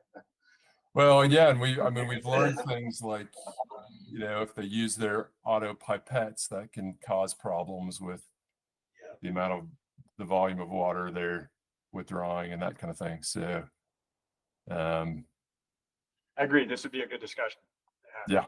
For sure. I mean, obviously the industry have you're measuring your particular ions, and I think you shared that information when we did our original round robin. But I think, well, UGS isn't using your lab, to do that, and I think there's enough variability between laboratories, between methods, between even within the laboratory results, that it would just be good to know, you know, where is the variability coming from? Is it from how we collect or even handle the samples? Is it at the laboratory itself? You know how they dilute the samples. You know, it would be good to know with more confidence what our ions are in the lake. Because I think certainly for industry, it's super important. But It's going to become more important as the new rules are promulgated. Yeah. From a regulatory standpoint, this is like, I mean, even just looking at like what we're going to do with lithium, as we've been doing this, we have that. Sorry, I was looking for Andrew, but Andrew's been doing tons of work to try to fill in gaps, you know, this data. So yeah, we're in a hard spot with that. Yeah. So that's one gap that we had other priorities that I think were more significant, and I'm glad we focused on. But now that we've been able to address many of those, I think coming back to this, trying to evaluate how we look at the major ions is important. I guess that's what I asked the Saline Lakes call too, is how, if you've seen some similar things at other Saline Lakes. Hey, where are those labs located? Sorry, for Chemtech is local, oh, and then Brooks is up in Washington. But Brooks, there's been a change of ownership in the past year or two. Yeah, so I don't know that affects their methods, you know, but. So one thing that this is a totally different ballpark, but you know, I look at like the way we've done Pragmites, we've created these little like micro economies of work for contractors that wouldn't exist if it weren't for the methods that we've employed and how we've done things. So by developing these SOPs, can we develop a scenario where it will be forced to implement new technologies or new systems to analyze this, and our local labs will be able to keep up with the demand? Or how come they're not doing it already? I guess is my question. But the problem is the salinity level. It's just like the methods. There's not a lot of people Are- that yeah. deal with brines. Right. So it changes the way you assess the chemistry and that's why the dilution is a thing, because then they can make it less salty than it can fit their methods. We And run that into that all the contaminates. time with so many different analyses, you know? So I think your idea, I really like, does someone want to contract out to do this particular? Can we create that method? market? Right? I think that's a good idea. Like, I think if we started writing our scopes of work for the analysis, you know, in such a way that we preferred a certain method or even just required it. Well, and I don't know, you may know something about this, Scott, but I know Ron Ormland, I mean, rest in peace, but he worked on salts and sea and arsenic and so forth. And I know USGS at that time, south of here, was doing a lot of brine evaluation and ions work. Menlo Park was doing a lot of mercury work. I don't know. Just You know, Mark, we just have a Mark. brine lab, but Right. I've only interacted with them by email, and they must have come produced waters from, oil field type operations. Well, Ron always presented a lot of ion chromatography work. Yeah, well, and that's another thing. So the matrix of these is real problematic. But if you use certain methods like ion chromatography, you're separating them physically. Correct. Yeah. And, so there are all kinds of,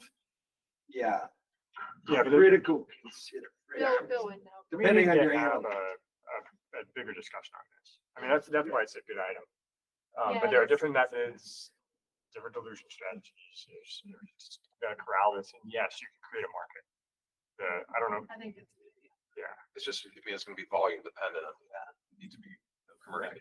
I mean, it just seems like Attractive between for someone to invest in. between industry, between the increase of analysis that all of the agencies are doing, it seems like the market's converging and it'll be kind of is right to get it Well, and this dovetails a little bit with some of the major issues, right? Those analytics struggle. Well, there's so much interest in critical minerals and brines as well that's coming to the surface. So there's definitely a market.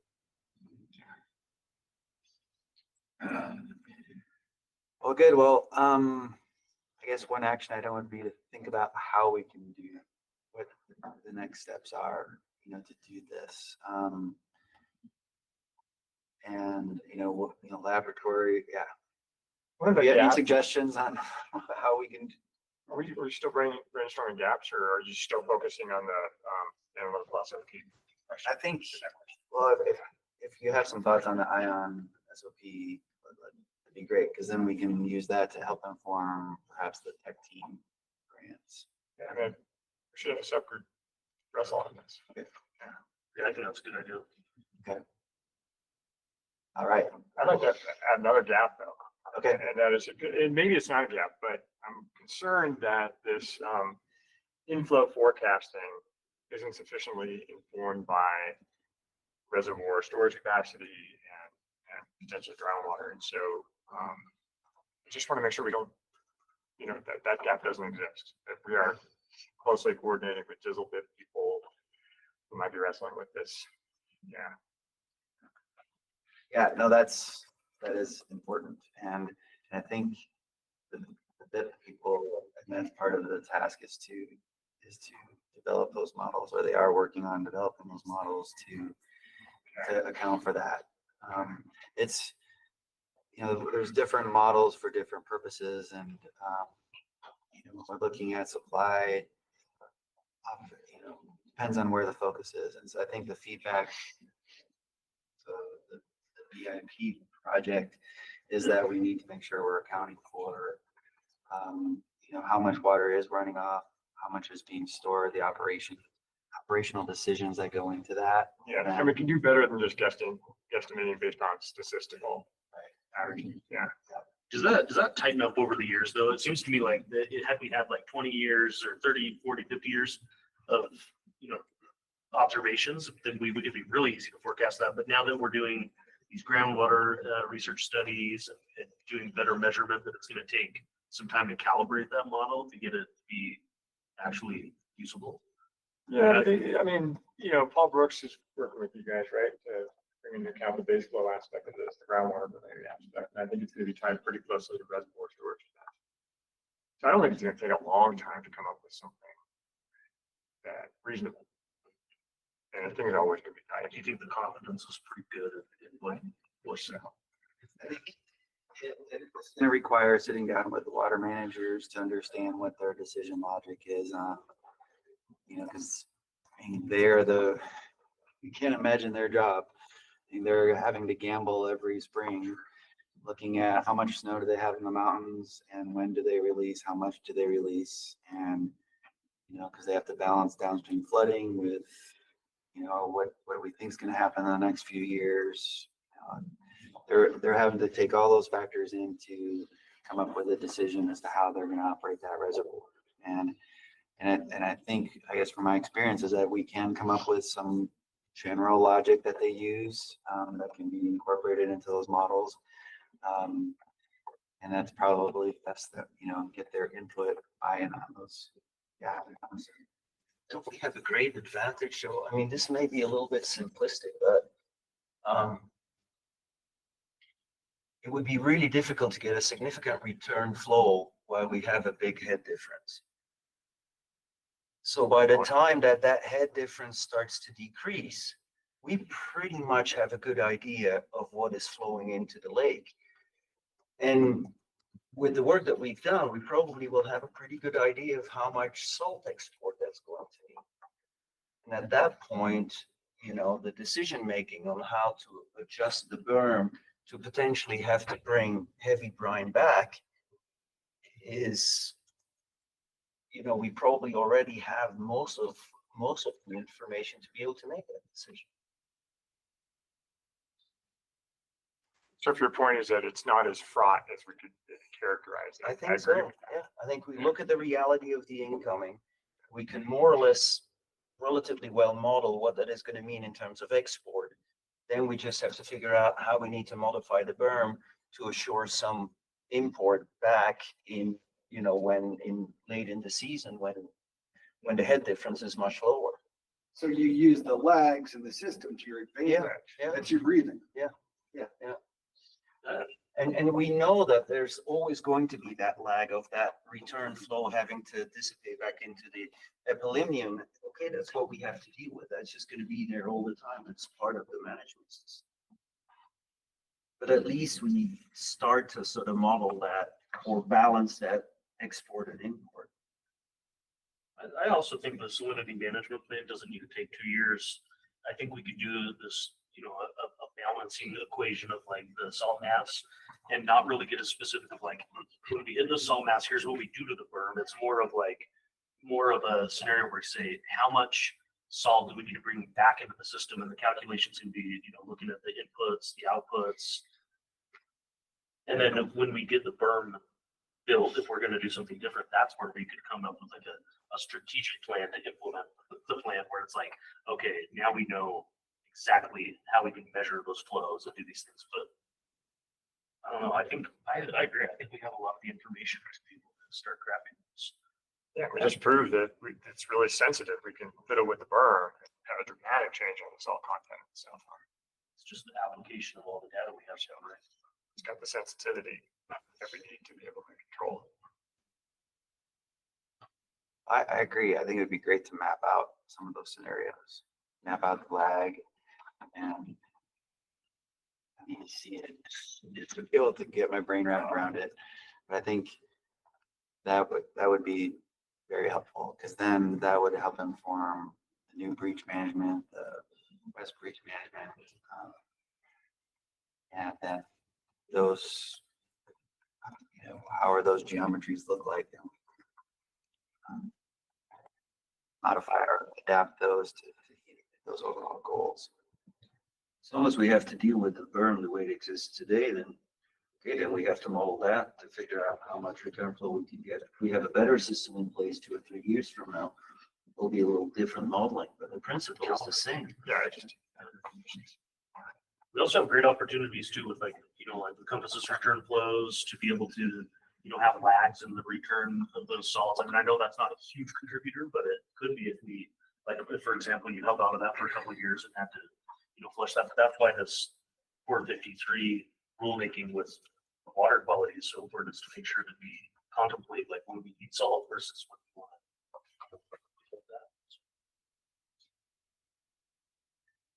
Great. Let's do. I mean, I was just thinking, like, I could try to play with some stuff if we wanted to have a conversation about that and just see very rudimentary, you know, rudimentary what might be possible. Yeah, that's great. So the last gap that I know we talked about is just with the salinity matrix, is taking another look at that. And I think that's going to be a key part of the comprehensive management plan, adding that into it. And so I think if we look at the salinity matrix, if there is new literature that we should, or additional literature that we should incorporate into that. I know one of the gaps that we previously identified was just how to handle bird effects on the bird populations. I know we wrestled with that the first time around. It might be good to wrestle a little bit with that again and just see if we can do better to map that. Because I think as we look at, I mean, at least from what I've observed, is that we are truly starting to operate this more as a system, and you know, recognizing all of these interactions that we see, you know, between hydrology, the chemistry, the ecology, industrial use, recreational use, they're all linked. And so the better we can identify where the impacts are at these different salinities, you know, I think, you know, the linking the elevation matrix to the salinity matrix is going to be problematic now that we've got these new curves. You know, it's not as straightforward. So it's And almost, again, they need to be plastic. Do you think it'd be worth in the tech team grants doing like a more as an RFP kind of model, getting one unified organization, researcher, someone to do an update on the salinity matrix? Because I think we could all like try to volunteer our time and bring a group together to start picking away at that. But I think if we had one person who would look at the how it was formed in the first place, where the gaps are, and what new information we have, and then have a coordinated effort to really sit down and interview the people who who matter, that might be a streamlined way to get the salinity matrix in coordination with this body, you know, to. I agree, and I would love to see it mesh with the hydromapper. Oh, yeah. Because Yeah. there's no biology on the hydromapper. It'd be really nice to. And it's misleading, that line on there that says unknown. It's like misleading that we do actually have a lot of information, but it's not represented in that graphical form because it was hard to take it from one form to another. So meshing with that tool, I think would be great.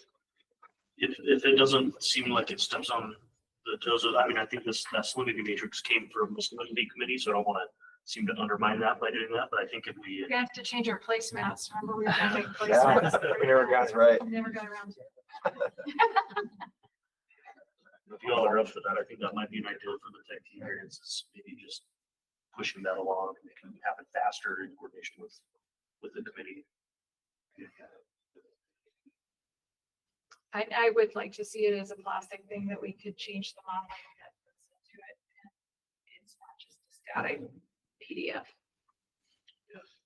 Given what we know. I don't want to warn against that on the RFPs though, like you just don't know what might emerge, right? And so I'm leery of when too many specific tasks are identified. I'm a proponent of keeping it more broad and allowing lots of new ideas to come in. I think the hard part of the challenge, at least from my perspective, is that if we do it as a grant, it's largely open to like research institutions, and we don't get a whole lot of private sector input on those. Yeah, fair enough. And if we do it as an RFP, we usually don't get the research institutions. You know, so it's like trying to find where or how we mesh those, because I think the old research grants used to be so broad. So maybe maybe a hybrid model of being able to be really targeted in the question on a research grant to open it up. Academia to do that, but I don't know. I mean, this is where I'd love feedback from you all on how you think. I don't understand the difference between a grant So and an a grant, we don't have, it's not competitive in nature like an Oh, RFP is. I see what you're saying. When we do an RFP, we have a specific problem. We're saying, here are the things that are deliverables. So there's not a lot of flexibility in what we get out of it. But like federal grants have an RFP, so that's what's Oh, confusing. yeah, sorry. Right? I mean, The language is not our my language. apologies. Yeah. It's more of the status of how we procure it. So I think part of the thing that attracts me to like an actual procurement is that we get exactly what we're asking for. So we know we're going to get those answers, or at least hopefully get those answers. Whereas the grant process is a little more open-ended, and we don't always get everything that we ask for. It's not as anyway. Good. Well, I think that's going to be an important decision tool as we go forward. So, I guess any other, Bill, I appreciate you bringing up another idea to anything else? I think if not, I guess in terms of action items, we'll finalize the matrix, or not the matrix. We're going to finalize the charter, get that posted. I think we want to. An important action item for all of you is just to consider, what sorts of studies, what information would help us, as we start to look at how we're going to operate the new breach, but also the west breach. What additional data should we collect? What modeling could we or should we do to inform those decisions? So we can move that forward. I think the idea is, for sure for the tech team, that we can bring ideas to the tech team for the top experience that Forestry has.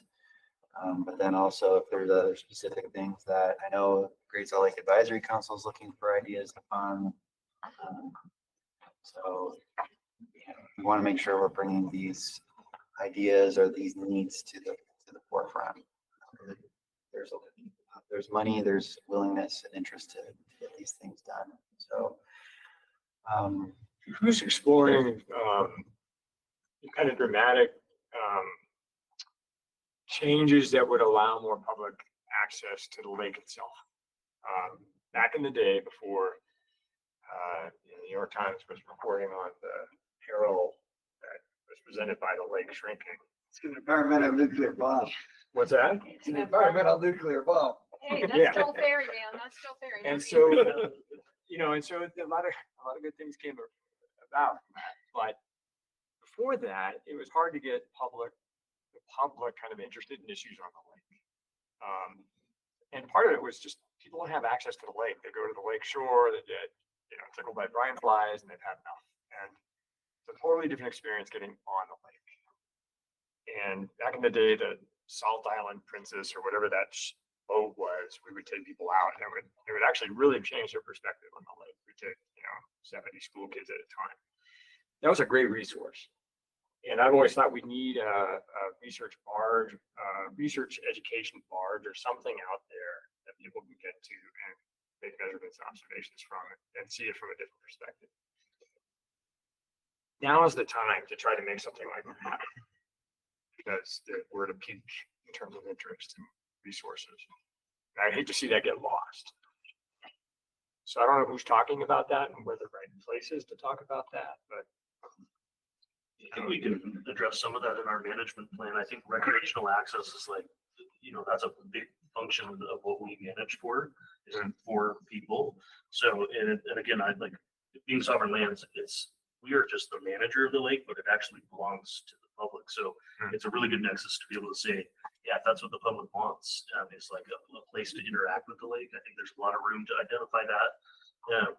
I would say that also, like currently we're working on the historic account of how Black Rock was used and the rail lines that came in and the salt there. So we're working with SHPO and the National Park Service on that, on the kind of the southern area of the lake, and we're investing into interpretive signs, some invasive species reduction to give places where hopefully folks have a chance to better interact. But again, it's kind of that superficial, shoreline experience, so it doesn't give you that on the water. it's pretty special. Being on the water, looking back at downtown Salt Lake. Right. Gives you a very different I think what Westminster has been trying to sort of do that with maybe limited funds and capabilities, but being able to expand on something like that. Yeah, I but really I like wouldn't that wanna, idea that, I wouldn't want to deal with all the legal waivers that would involve. You know what, cool, thank you for saying this is state parks, but it'd be really cool is if state parks did something where as part of your admission, you have like that experience at either the boat harbor or an Antelope Island. I don't see that being too far out of the realm of things that could exist. We used to do it, and nobody fell off the boat. That was before the litigious society that we currently. No, it wasn't. It was plenty. Bill, I think your point's well taken, and Forestry, Fire and State Lands and Division of Wildlife Resources have been sending out flotillas of airboats this year I think they've been, John, tell me if I'm wrong, but I think they probably could have gone out every week with people this spring and the spring through now. Some of those were successful, and people should not have gone out and on others, and I was on one of those. But I do think figuring out how to leverage both this Great Salt Lake State Park and Antelope Island to get more people out to see the lake is an important piece, and it's not one that we've really touched on. But I'll put it in, or think more about it from the commissioner's office and how we can work with state parks, since they both have they manage both those resources. So and there's the new visitor center on much larger visitor center, the movie theater that'll show the movie about the lake on Antelope Island that'll be open in the next couple of years. So I think there's opportunities to connect the public and do a better job. Don't underestimate the market for researchers to do public outreach while they're doing their research. Yes, right? yes, Both academic and state federal. yes. I mean, just one other plug. One thing that we need to do first is finishing the dredging of the boat harbor, and that's been so challenging because we don't have anywhere to deposit the spoils. And Yeah, so I was gonna say, that's been the problem with the cruises that used to go out of Yep. Marina. So we are working with water resources and state parks right now to kind of tie a bow on that. But it's been like with the Army Corps changing rules and how they get applied. Like we've done all kinds of analysis and had contracts to go out and do wetland delineations and jurisdictional determinations, and they've all failed. And so we're now, Can we just trying use the one last tailings effort. ponds? I, They're right there. the tailings ponds For from Kennecott, we from could just Kennecott. dump the dredge. Yeah, I wish. That's a lot of pumping. Honestly, the challenge is like It's already last time there. we did it, the moving of the sediments, the slurry, that we only ended up, Dave Sheeran will tell you all day, but like we only ended up dredging off a minimal amount. This is why Because he's we had to pump it retiring. like 3 feet away. Totally why he's retiring. Is he retiring? Yeah. Oh, I didn't know He's that. not living there now. What? Yeah, he's on phase. Do you know that we're never gonna get anybody else who's gonna live No, at this I know. harbor? Like, I know. He showed up, maybe he'd show up at sunrise and the gates not open. Oh, man. Yeah. Wow. Just saying. I know. Yeah, what's That's That's kind of sad. I just, So one last thing I wanted to make sure we talk about is our next meeting. If we followed our standard rule of thumb, we would be meeting on November 28th. Usually we haven't met in December unless there's been a very special reason to. And then January 23rd. So November 28 would be Thanksgiving, right? oh, yeah, we don't want to meet on Thanksgiving Day. I don't know, that could be kind of cool.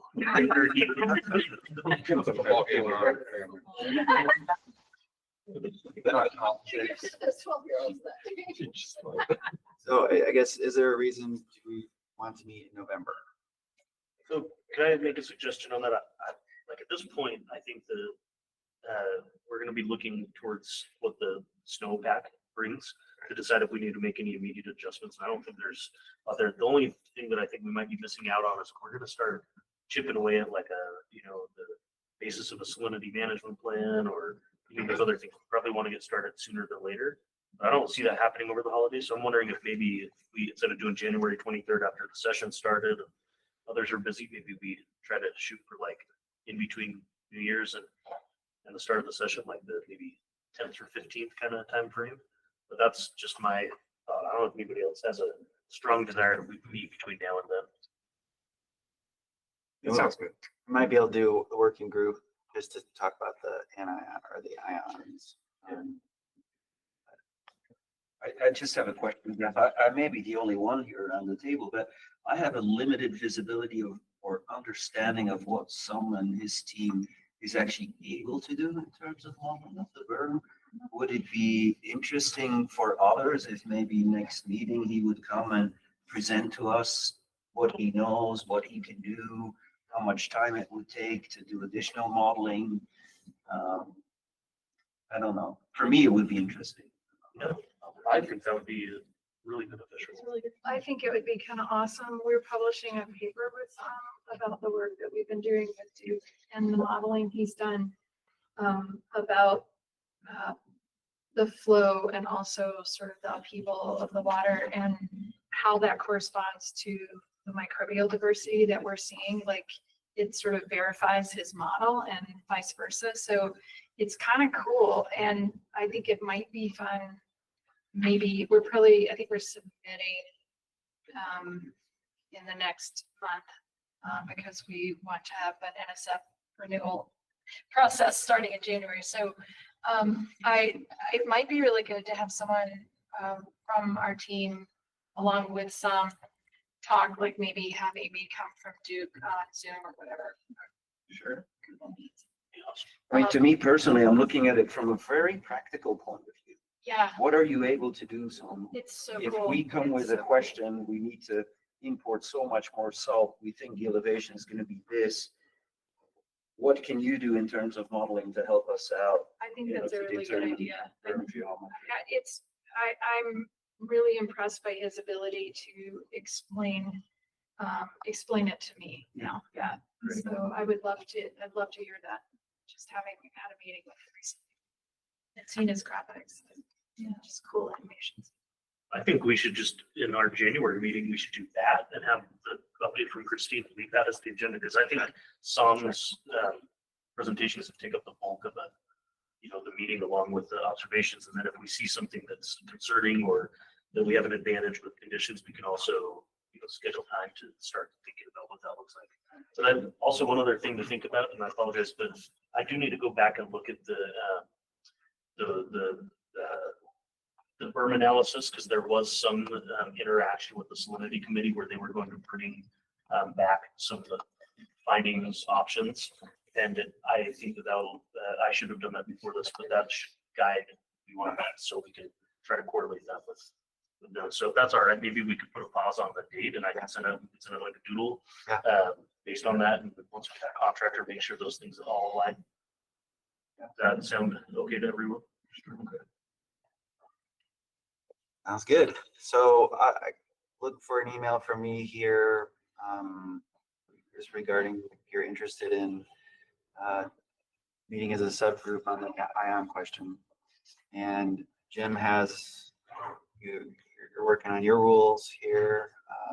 We'll have the anion question, and then we'll see a doodle poll on our January meeting. So, well, with that, I think we can adjourn. Thank you, everybody, for all the great discussion.